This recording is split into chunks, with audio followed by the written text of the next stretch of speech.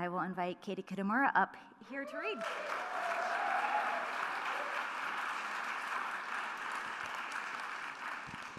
Thank you. It's quite magical and a little bit intimidating to be standing up here in front of this room of wonderful writers. I want to thank Leah so much for inviting me and for bringing us all together. I want to thank Gwen and Adam and the staff for welcoming us, and to thank all of you for being here. I'm going to read from my new book, which just came out, called Intimacies. Thank you. I was looking for a kind of lighter section of the book, so I think I'm going to read a party scene. There's not really too much that you need to know. The novel is about a woman who has just moved to The Hague to take a job as an interpreter at a war crimes tribunal. She is in the early stages of a relationship with somebody, and at this party she learns a few things about him.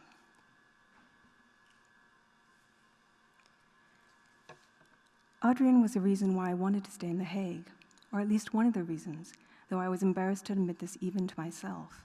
I did not like to think of myself as a woman who made decisions this way for a man, particularly when things were still so nascent and the situation so complicated. We had met only 4 months earlier, but there was already a certain amount of routine to the way we were together. That regularity had many possible meanings and was difficult to interpret. At times, I thought it was the expression of an innate, intrinsic ease between us, some deep familiarity superseding our many differences. But at other times, it seemed it was a product of habit, and that he knew no other way of being with a woman. Habit because Adrian was married with children, although the situation was at once less stark and more difficult than it sounded. He had been left by his wife a year earlier. She had left him for another man, with whom she was now comfortably ensconced, not in The Hague or Rotterdam, or Amsterdam even, but in Lisbon. She had left the country altogether, removing herself from the bad weather and the marriage, and sending for the children 1 month after she had gone. The children, who had been neither taken nor left by her, the arrangement was not entirely clear, not even now, 1 year later. I had learned this not long after we had first met. I had gone with Adrian to a party. We were at the stage when nothing had been declared between us, and when he introduced me to people at the party, there was no purpose behind the introduction. I was not yet his girlfriend, or date, or even necessarily someone he was sleeping with. Perhaps because of that apparent neutrality, it did not seem especially awkward or significant when a man, not unattractive, of a similar age and general disposition to Adrian, not as handsome but entirely presentable, so that I was by no means displeased when I saw him approaching, drew me aside and asked how long I had known Adrian. The question did not sound loaded. Presumably he had seen us arrive together. Not very long, I replied. And he nodded, as if he had expected this answer. I wondered then if Adrian regularly turned up to parties with different women, none of whom endured for a second outing. I knew relatively little about him at the time. We were standing on a bridge suspended across a large atrium, which was full of stylish and glamorous people. It was a launch of a citywide cultural fund. Below, waiters circulated through the crowd serving canapes executed with outlandish precision. My eyes followed a waiter as he weaved across the atrium carrying a tray of miniature grilled cheese sandwiches, pausing as party guests plucked up the carefully charred triangles. He passed a tall man. I realized after a moment that it was Adrian. Very surprising what happened, the man standing beside me said. I nodded, distracted, as if I knew what he was talking about. Adrian was deep in conversation with a woman whose back was turned toward me. As I watched, she waved her hand through the air. Adrian leaned closer, as if he had not quite heard the words she had spoken. His handsome face bowed down to hers. A moment later, she laughed, tossing her head back to reveal her throat. I knew her quite well, he said. I looked up at the man beside me. He had put a great deal of product in his hair so that it stood up in rigid and glistening waves. He obviously wished to emphasize the plenitude of his tresses. At his age, many men had already begun to lose some or all of their hair, but the effect was a little absurd. He looked not like a virile man in the prime of his life, but rather like a juvenile and inexperienced teenage boy who had not yet learned how to manage his appearance. They were a bit of a golden couple, he continued. I think they even met at university. Over the years, they grew to resemble each other, both tall, good-looking, eventually both successful. It just goes to show, the man said, a sneer crossing his near-handsome face, how little you know of what really happens inside a marriage. The utterance was entirely commonplace, but I was startled, At that point, I did not even know that Adrien was or had been married. I turned to look at the man, who was gratified either by the small attention or my expression of surprise, and smiled smugly. Even from the inside, he continued, encouraged, what do you really know of your own marriage? One day you realize you're living with a stranger. It must have been like that for Adrien. She left in a horrible way. She went away to Lisbon for the weekend and never came back. He didn't even know what to tell the children, whether or not she would be returning. They're teenagers, the worst possible age for something like that to happen. I nodded and said mechanically that adolescence was difficult enough without that kind of an interruption. Apparently, she sent Adrien an email, the man continued. One would have expected a call at the very least, don't you think? And I had to agree. There was something cruel about sending an email. It was too convenient a mode of communication for a matter so grave. Still, Gabby has always been very honest with Adrien, the man said, and that's something, isn't it? When did this happen, I asked. The man shrugged. Less than a year ago. She left in the dead of winter. Perhaps she'd had enough of the bad weather. I looked through the glass sides of the atrium. That night, too, rain was falling. I took out my phone and looked up the weather in Lisbon, a balmy 70 degrees and sunny. The man self-consciously touched his lustrous hair before asking if I wanted another drink. Below us, Adrien was still speaking to the woman. She must have said something amusing because he laughed, his eyes still on her. Even from a distance, I could see that he was interested in her. I was suddenly gripped by the definite sensation that he would leave the party with her, having arrived with me, the feeling so vivid it was like a premonition. The woman turned. She set her glass on the tray of a passing waiter. For a fleeting moment, I saw her profile. She had small but pronounced features, a face full of clarity. Winter in Lisbon is meant to be wonderful, the man said. I excused myself. I could bear his presence no longer. He seemed surprised. Perhaps he thought he'd been making some headway with me. I crossed the bridge and descended the stairs, rejoining the party below. I made my way towards Adrien. He looked up. Immediately, he stretched his arm out to stop me. Where have you been? He asked, and he turned to the woman he had been speaking with. She put her hand out and introduced herself, her manner friendly and perhaps a little curious. As we spoke, Adrien casually placed his hand at the back of my neck. She moved away soon after, almost without leaving an impression. As Adrien turned to me, it seemed odd that I had been so threatened by this woman, someone clearly of minimal significance to him, and with whom he had only been making small talk. But I had also only been making small talk with the man on the bridge. I'd been away from Adrien for no more than 10 or perhaps 20 minutes. Nonetheless, in that brief span of time, he had been transformed. I looked at him and his handsome exterior. He in no way seemed like a figure unmanned, someone nursing a private wound. And yet, he had been abandoned by his wife in the cruelest and most humiliating manner. He was now a figure to be whispered over at parties, a man whose most intimate catastrophe was now the stuff of idle and malicious gossip. He looked around the party. His manner was a little restless, and as I watched him, contours appeared to his face that I had been unable to see before. For better or worse, he was now a more complicated figure in my imagination. He asked if I wanted to get some fresh air and said he wanted a cigarette. Sadly, he had started smoking again. He was not looking at me as he spoke, and I did not ask what had caused this resumption of a habit that, from his expression, he had clearly struggled to lose. He took my elbow and steered me toward one of the many covered balconies that lined the atrium. The rain had not slackened, and the balcony was empty. Adrien took out a cigarette. He was about to light it when the glass door to the balcony opened again, and the man from the bridge emerged. Adrien looked up. He did not immediately greet the man, although it was obvious that he recognized him. I thought that was you slipping away with the young lady, the man said. Adrien did not reply. He played with the cigarette between his fingers for a moment longer, and then slipped it into the breast pocket of his suit jacket, as if to save for later.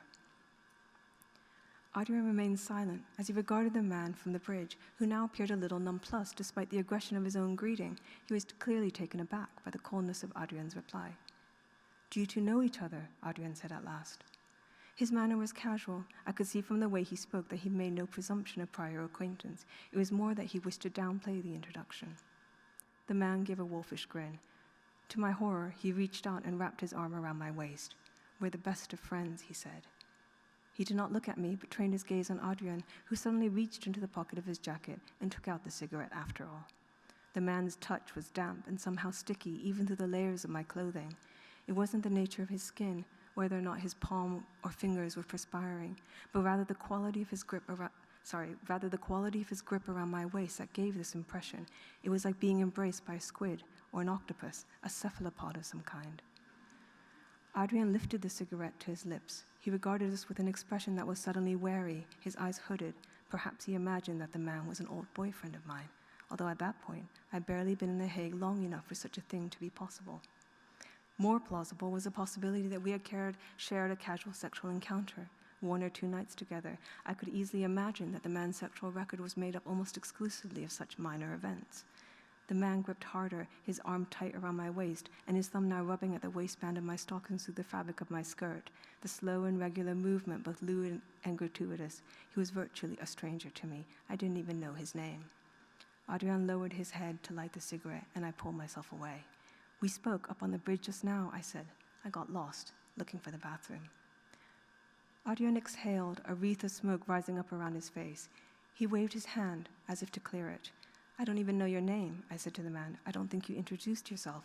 You said only that you were a friend of Adrian's."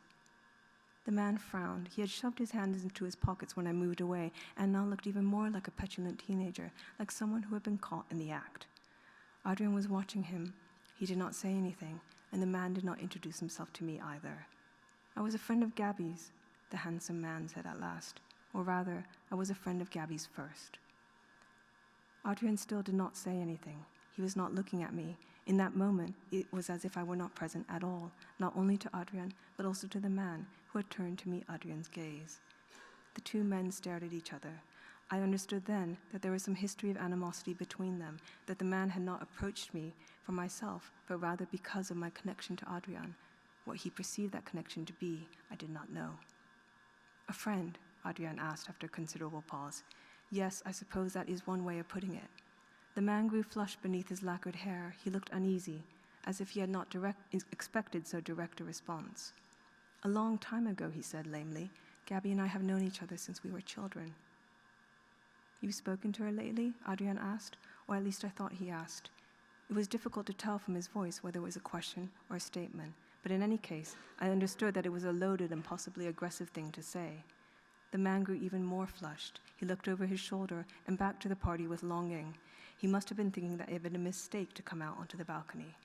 When he joined us, he'd had the air of a man who had the upper hand, or believed himself to, but now he simply looked as if he were wondering how quickly he would be able to extricate himself from the situation. Adrian now turned to me. "Case is a good friend of my wife's." That was the first time he mentioned Gabby, or the fact that he was, or that he had been, married. "The truth is," he continued, "they were lovers before Gabby and I were married, and although that was many years ago, they remained very close indeed, during the years of our marriage." I blinked at the phrase very close indeed. The insinuation was crude and out of character. Adrian continued, "I'm sure that Case is in touch with Gabby at this very moment. As for me, I know next to nothing of what she is doing, of what she is thinking, or even exactly where she is." "Please, Adrian," the man interrupted, his hands fluttering up to his hair. "I'm entirely on your side in the matter. I haven't spoken to Gabby in months, not since she left. She sends me the occasional email here and there, but nothing of significance, I promise you." Adrian stared at him for a moment before turning back to me. "The 2 of them were on the phone together almost every night," he continued relentlessly. He was now almost loquacious. He spoke to me as if I were familiar with all the details of his marriage, when in reality he had told me nothing, not until that moment, not the fact that he had a wife, not even the fact that he had children. I understood well enough that Adrian was not speaking to me, but to Case, that I was only the medium through which his statements were passing. And similarly, I understood that my presence must have been what allowed Adrian to speak so directly. It was as if he were saying things he had wished to say for many years, but had been unable to, perhaps restrained by the basic courtesies of marriage, his respect for the long-standing friendship between his wife and this man. "Simply a confidant," Case said weakly, "and really against my will. She always called me. It was always at her instigation. I never called except in response to a message. Why me rather than one of her many girlfriends, I've no idea. And this was at all hours of day and night. I assure you, I did not enjoy the intimacy. It was sometimes rather annoying. I have my own share of personal troubles, as you know." He made a gesture of appeal to Adrian, who remained stony-faced, although I did not doubt that he knew more than he cared to about the man's tribulations. Probably Case had been a frequent dinner guest at their household, back when it had been a household, the couple's regular bachelor friend. "Gabby was never very sensitive," Case said, and looked at Adrian with a little shrug as if to say, "You, of course, would be the first to know that." But during those months, it became truly astonishing. It became so that I could not take her phone calls unless I had the evening clear. A good hour or two, sometimes more. It was impossible to get her to stop talking. Of course, Gabby was very used to people listening to her. Whatever her faults, you must admit that she was, or rather she is, because it is not as if she has died. She is still with us, a fascinating woman. Gabby has always been herself, Adrian said irritably. Kay stared at him for a moment and then nodded. Obviously, on this point, there could be no disagreement. He then excused himself at last. Adrian gave him a curt nod as he smoked another cigarette, and we left the party shortly after. You would not necessarily think it, Adrian said as we walked to his car, but Case is a very successful defense lawyer, one of the best in this country. I said that I could see that. He had the moral flexibility that I thought was surely common to many defense lawyers. Adrian shook his head. In the end, I'm not so sure that it has to do with moral flexibility, he said. Certainly less than appears at first glance. Everyone deserves fair legal representation, even the most depraved criminal, even someone who has performed unspeakable crimes, the kinds of acts that defy the imagination, the mere description of which would make most of us cover our ears and turn away. The defense lawyer does not have recourse to such cowardice. He or she must not only listen to, but carefully study the record of these acts. He or she must inhabit and inhale their atmosphere. The very thing that the rest of us are unable to endure is the very thing inside of which the defense lawyer must live. He frowned. And yet, Case is petty and essentially frivolous as a person. It is one of those paradoxes of personality or nature. I nodded, and we walked in silence for a time. When we reached his car, I stopped and turned to face him. The street was empty, and the rain had cleared. You're married, I said. Yes, he said at once, but I don't know for how much longer. Is that okay? The words themselves were simple to the point of being blunt, but they were also words that did not try to deflect or avoid. I could have walked away then and chosen not to involve myself any further, but I was disarmed by his honesty, by the simple question that was so difficult to answer. The appearance of simplicity is not the same thing as simplicity itself. Even then, I was aware of this. As if conscious of my hesitation, he took my hand and brought it to his lips and kissed the palm and fingers. I shivered at the touch of his mouth on my skin. He opened the door to the car, and I got in. That was the first night I spent with Adrian. He drove me from the party to his house without further discussion. In that moment, something between us had been agreed upon. He lived in an apartment occupying the top floors of a substantial townhouse, a place too large for one man. As soon as he unlocked the door and we entered, I saw evidence of Gabby, her coat hanging from the rack in the foyer, the gold bracelet lying in the bead post by the door. The sight of these objects was jarring and I grew flushed, although I also sensed that they remained in the apartment out of negligence rather than any longing on Adrian's part for her return. He seemed to take no notice of them as he brought me inside and took my coat. He led me into the living room and then said he would get us something to drink before disappearing into the kitchen. I looked around the large and comfortable room. There was nothing pretentious about the apartment with its elegant clutter. The bookcases were crammed with volumes but also had little oddments and mementos. Resting on one shelf was a framed photograph of Adrian with his wife and 2 children. Case had not exaggerated. They made a striking family. In fact, Gabby was beautiful, more beautiful than I could imagine being, although there was a hint of arrogance in the set of her mouth, the frank gaze she gave to the camera. I continued to examine the image, which must have been taken nearly a decade ago. Case said the children were now teenagers, whereas the children in the photograph were no more than 4 or perhaps 5. But Adrian did not look very different to the man in the photograph. His hair had gone gray, and there were now some lines at his forehead and mouth, but his overall appearance was unchanged. And I thought that just as Adrian had remained the same, Gabby too must look as she did in the photograph, her beauty undiminished, as formidable now as she would have been 10 years earlier. I was still standing before the photograph when Adrian returned. He stood behind me and said that the children were now in Portugal with his wife. But perhaps you know this already, he said, and then was silent. I turned to face him, and then I was no longer thinking of Gabby, or the children, or the photograph. He pulled me toward him, and I reached for him too. In the weeks that followed, some of the items belonging to Adrian's wife discreetly disappeared, not all at once, but piece by piece. The photograph, however, remained. Thank you, and now, Alicia.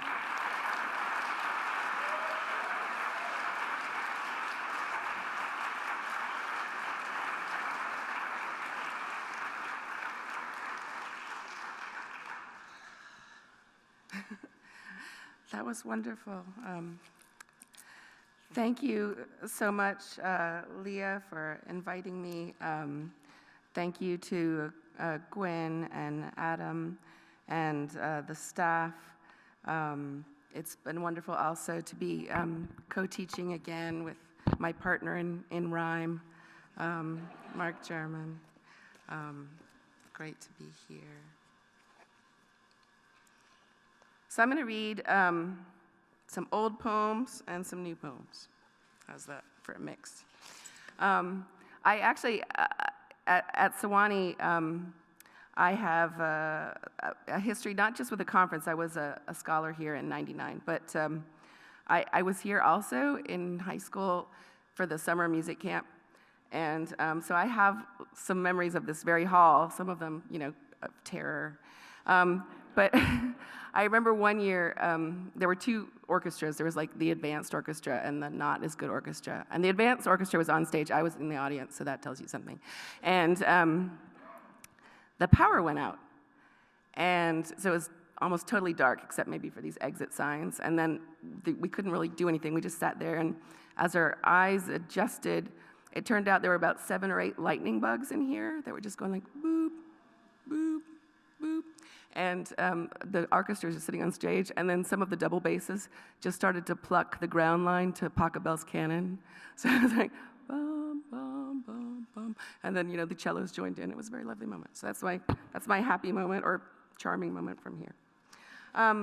So I'm going to read some old poems and new poems, and I think what they will have in common is sometimes there are characters that they have in common. So it turns out that I have certain obsessions that just don't go away, which is okay if you're a writer because that's a theme or something, instead of a problem. And you will notice, some of you may already know this, but I have a kind of thing for the underworld and the afterworld. So I have a lot of poems about Hades and Persephone. You all know that story where, she's a nymph picking flowers and the god of the underworld fancies her and snatches her away, and her mother, Demeter, the earth, grieves for her. So I have several poems from various perspectives. This is the oldest one of the ones that I will read tonight.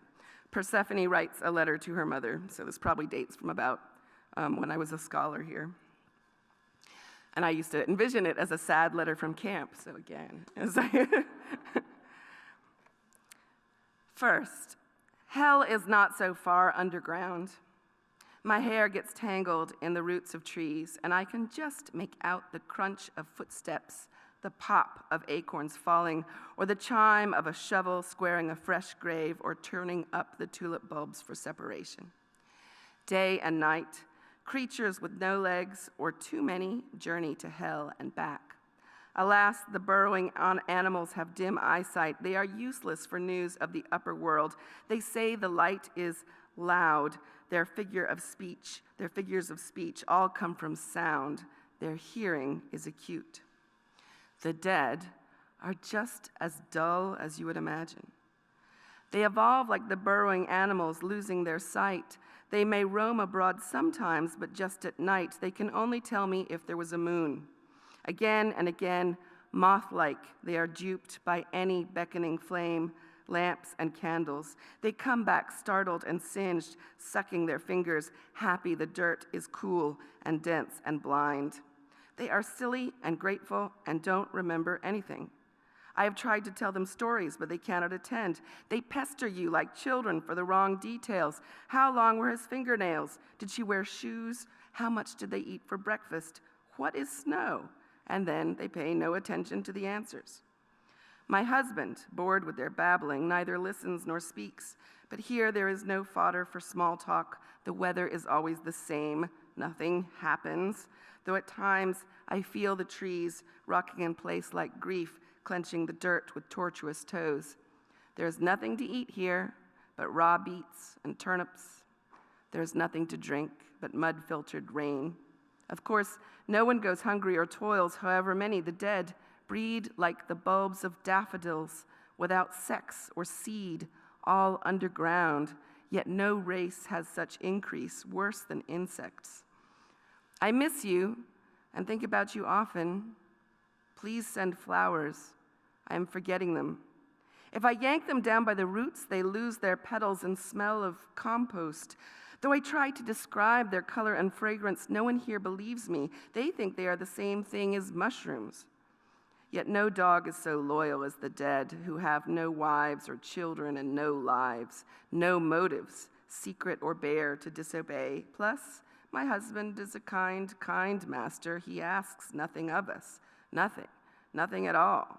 Thus fall changes to winter, winter to fall, while we learn idleness, a difficult lesson.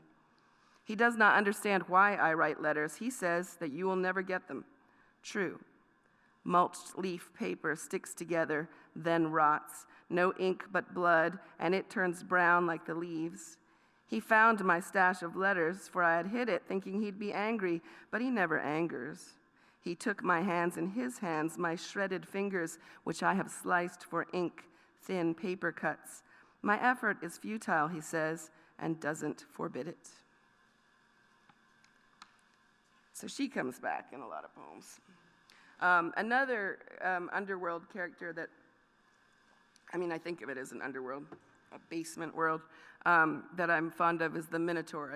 I feel very fond and for the Minotaur. He seems like a sad creature to me.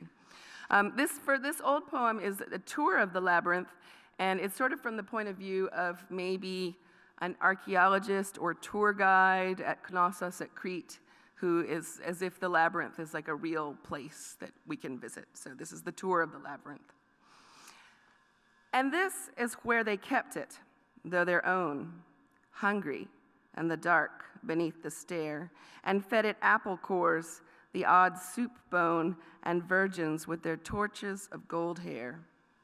When howls were heard, they claimed it was the earth, subduction of a continental plate, put down their sherry glasses with thin mirth, excused themselves, and said that it was late.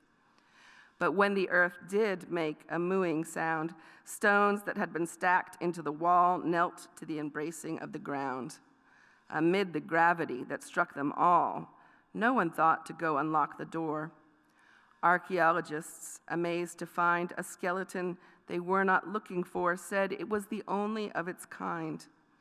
They've unraveled the last days of the thing.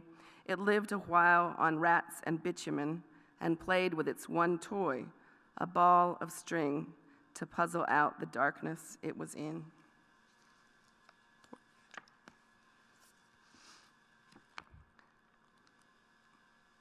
So this is another Persephone poem. It's in another book, Hapax, which I think is my second book. And I write almost exclusively in received forms. So some of those would be sonnets or haiku stanzas or blank verse. But there are a lot of forms that we receive. For instance, the side effects of a prescription drug. We know that that's got to include, death and beheading or something. And this is a form that you will all know, especially if you are in academia. Again, it is the same story, Persephone and Hades. It's called First Love, a Quiz. He came up to me, A, in his souped-up Camaro, B, to talk to my skinny best friend, C, and bumped my glass of wine so I wore the fairest stain on my sleeve, D, from the ground in a lead chariot drawn by a team of stallions black as crude oil and breathing sulfur, at his heart he sported a tiny golden arrow. He offered me, A, a ride, B, dinner and a movie with a wink at the cliche, C, an excuse not to go back alone to the apartment with its sink of dirty knives, D, a narcissus with 100 dazzling petals that breathed a sweetness as cloying as decay. I went with him because, A, even his friends told me to beware, B, I had nothing to lose except my virginity, C, he placed his hand in the small of my back and I felt the tread of honeybees, D, he was my uncle, the one who lived in the half-finished basement, and he took me by the hair.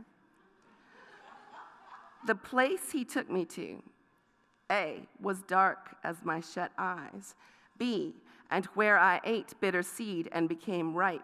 C, and from which my mother would never take me wholly back, though she wept and walked the earth and made the bearded ears of barley wither on their stalks and the blasted flowers drop from their sepals.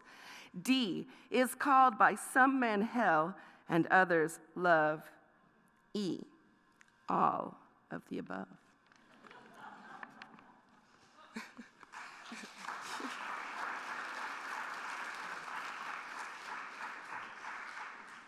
So that's fun. That's a fun thing to write. I'm glad that y'all laughed at that, because sometimes even family members have come up to me expressing concern.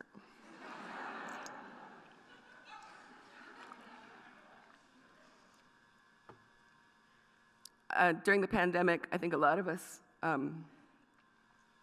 bought jigsaw puzzles. So I have 2 jigsaw poems. This is an old one, a pre-pandemic jigsaw puzzle, where it all kinds of fits, but you'll see my post-pandemic jigsaw puzzle. Jigsaw puzzle. First, the 4 corners. Then, the flat edges. Assemble the lost borders, walk the dizzy ledges. Hoard one color, try to make it all connected. The water and the deep sky, and the sky reflected. Absences align and lock shapes into place, and random forms combine to make a tree, a face. Slowly you restore the fractured world and start to recreate an afternoon before it fell apart. Here is summer, here is blue, here 2 lovers kissing, and here the nothingness shows through where one piece is missing.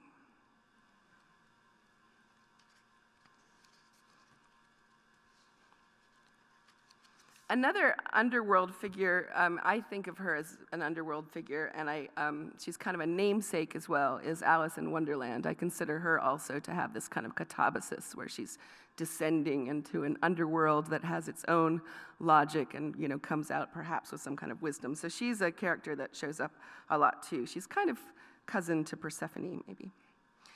Alice in the Looking Glass. And for those of you with your form bingo cards, this will be a sonnet.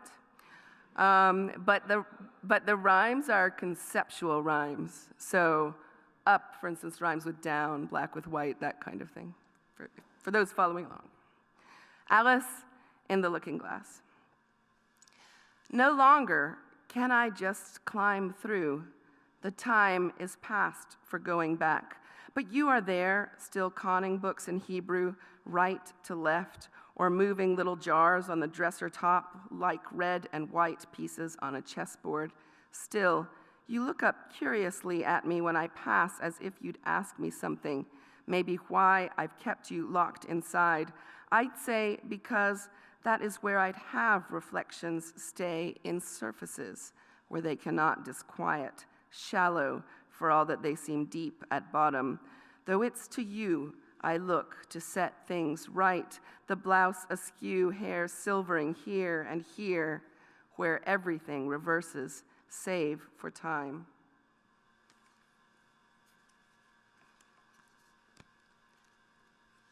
So, Alice comes back in like, of course. She comes back often. I guess I know Alice in Wonderland much better than Alice Through the Looking Glass. I've just read it more often. But, Through the Looking Glass is a very trippy book, and there's this weird place that they go to where people can't remember their names. It's kind of like the Lotus Eaters or something. So this is where she is in this. It's called Alice Bewildered. Deep in the wood where things escape their names, her childish arm draped round the fawn's soft neck, her diffidence, its skittishness in check, merged in the anonymity that tames. She knits her brow, but nothing now reclaims the syllables that meant herself. Ah well, she need not answer to the grown-up beck and call, the rote-learned lessons, scolds and blames of girlhood, sentences to parse and gloss. She's untwinned from the likeness in the glass. Yet in the dark ellipsis, she can tell she's certain that her name begins with L. Liza, Lacey, alias, alas, alas, alike, alone, and at a loss.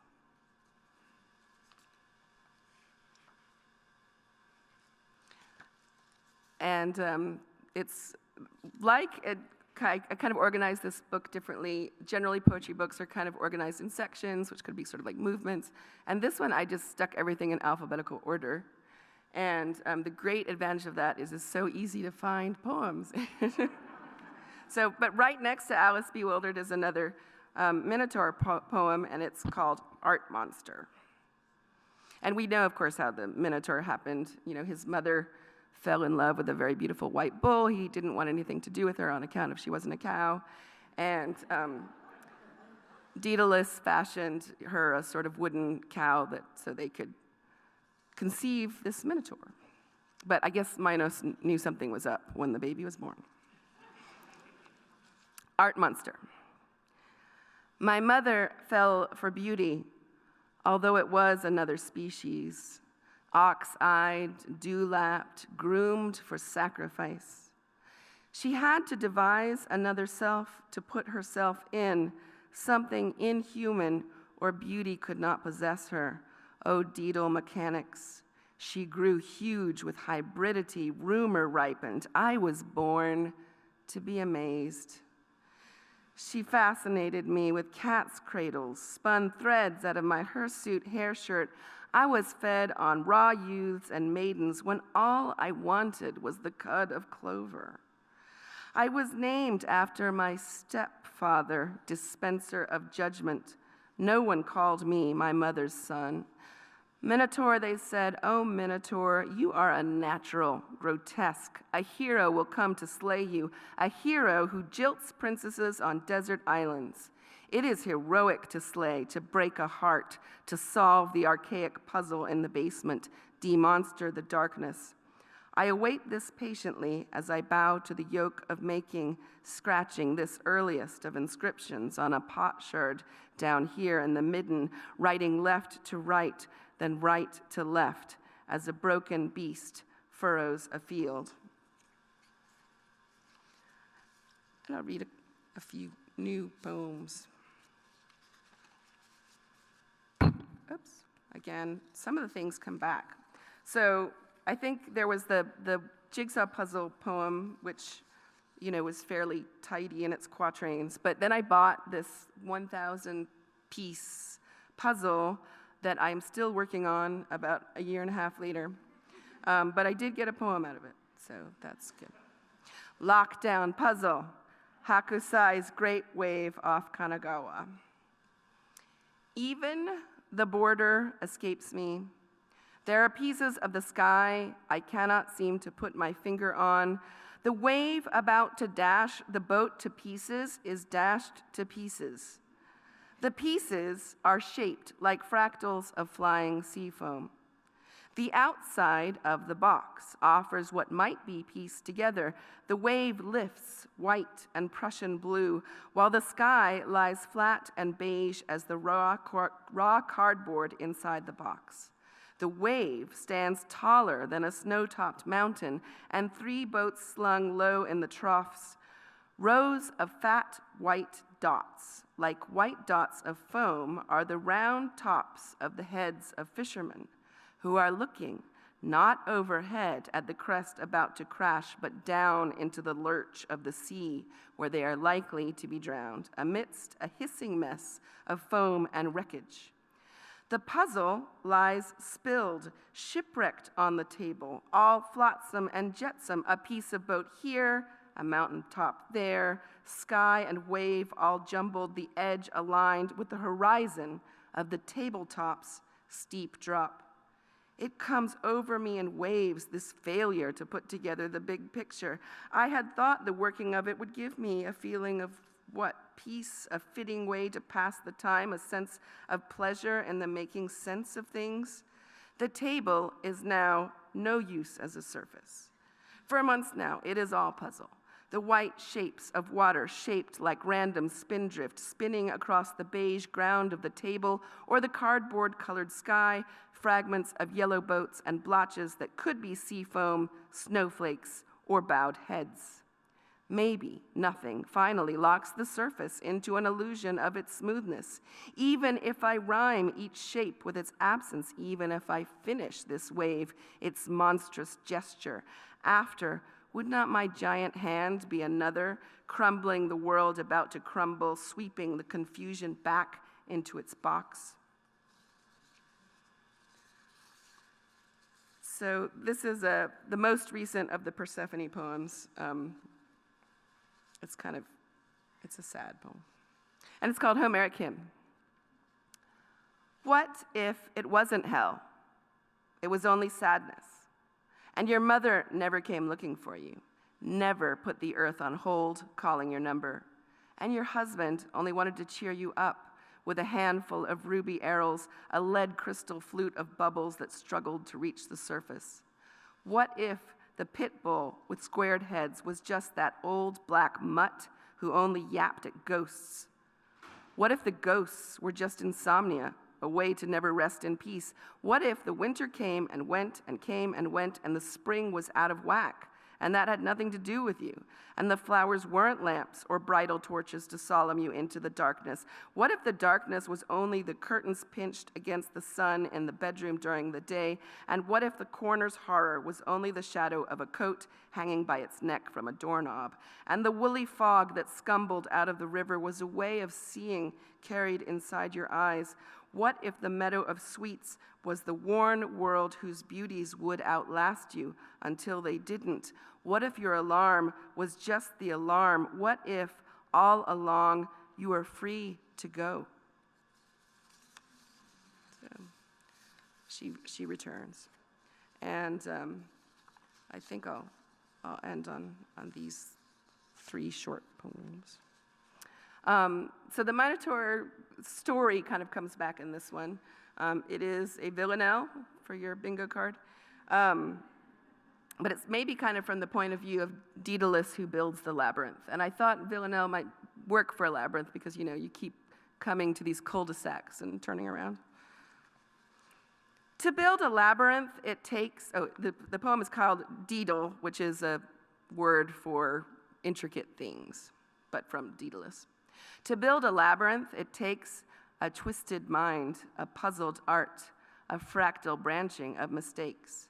Drag out the shovels and the rakes, the spirit-level sacred chart. To build a labyrinth, it takes shadows, stones, a way that snakes and ladders to its shaky start, an average mazing of mistakes, the kind that everybody makes, set random intervals apart.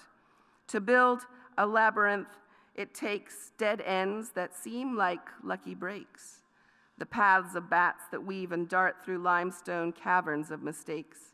The shaken etch-a-sketch awakes a lost child buried in its heart. To build a labyrinth, it takes some good intentions, some mistakes. I know a lot of us have been Zooming this year. So this is my obligatory Zooming plus the Iliad poem, which I know we have all been writing. It's an underworld poem, because Zoom is the underworld, let me tell you. I mean, you're just seeing phantoms, right? So, visiting a class on Zoom during the pandemic to talk about the Nekia, that's when they go visit the ghosts, in the Odyssey, Book 11. I might shorten the title, I'm not sure. A ghost among the ghosts who meet on Zoom, I am the guide, and I must read the room, explaining the underworld to these fresh shades, unwedded youths and newly sorrowed maids, a glass in hand, the sanguine hue of blood.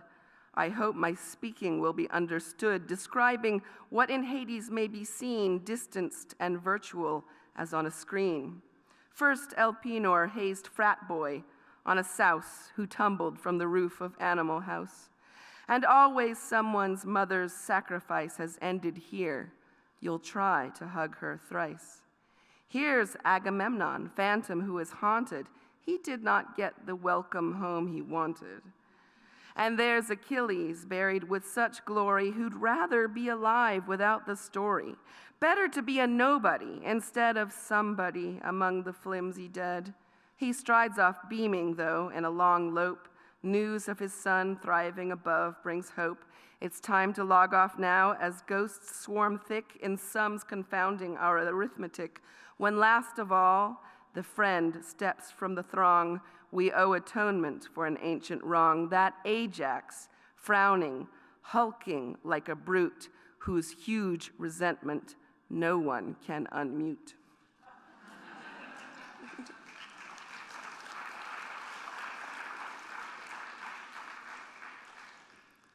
Perhaps it's bad form to introduce new characters at the very end, but I think you all will know Echo of Echo and Narcissus fame. And of course, I think writers love her partly, because of the echoing, but also because she starts off as a storyteller. That's what she gets punished for. So I will read a line, and then you'll hear the echo of the line. I guess there are 3 ways to read the poem, but I'm just going to read it all the way through. Echo. What tales we tell, what tales, what ails, about the girls gone quiet, yet the storytelling ones once, who entertained the heart, art, till suddenly they ceased, eased. What makes the tongue inert, hurt? What turns the voice to swords, words, cutting the throat? What takes, aches, the name from the alibi, I, of the body? We were stern, turn. Stories, we said, are lies, ice. We told her, don't repeat them, eat them.